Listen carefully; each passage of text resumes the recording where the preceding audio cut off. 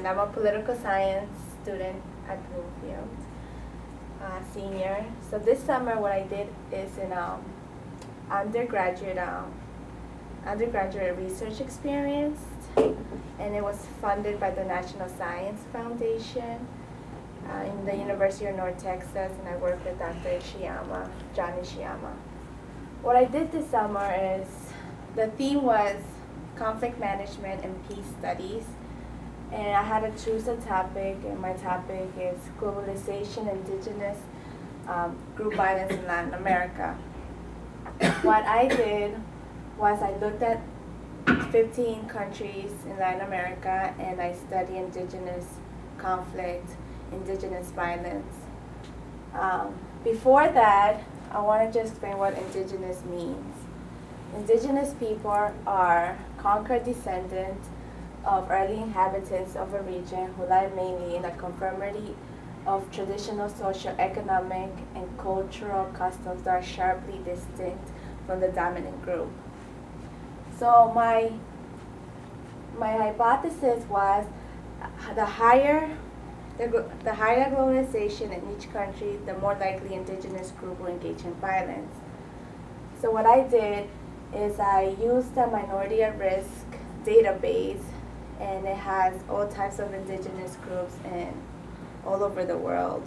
So I coded each indigenous group, and then I used KOF, which is globalization database, and I looked at each country's levels of globalization from 1991 to 2007. So before that, I just want to explain the literature I did before coding and doing data and all of that. The most important one is Tedger, who says that when a person gets frustrated and is deprived from their rights, they're more likely to engage in violence. So indigenous groups in Latin America don't have any rights.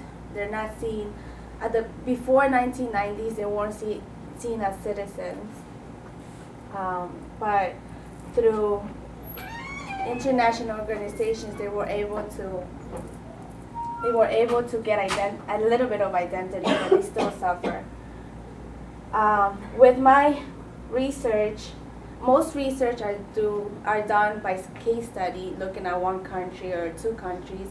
What I did is I looked at whole Latin America, and I coded each indigenous group in each Latin America, which was very difficult because I had to do that for 2 months, coding each indigenous groups, and it took me forever. So after doing this, I thought to myself why I would say that globalization is a catalyst for indigenous conflict. And I said this because in one of the literatures, they talked about Mexico, and they talked about the Zapatista movement, which was indigenous group that was against the government.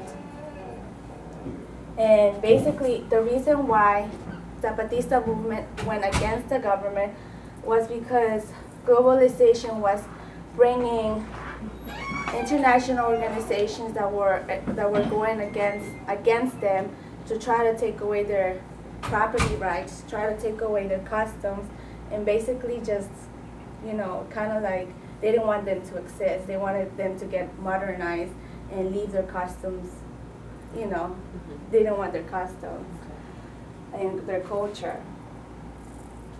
Some of them were like, globalization had a negative impact towards indigenous group of neoliberal economic policies, which made the indigenous Zapatista movement go against the government. So let me just repeat myself with my hypothesis. I looked at the higher the levels of globalization, the greater the likelihood indigenous violence is to engage against the government. And I used that logistic regression modeling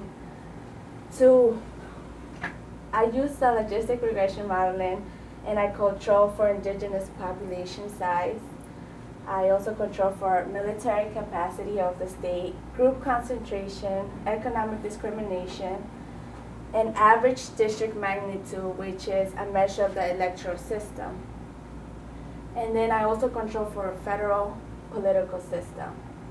My results were very shocking to me.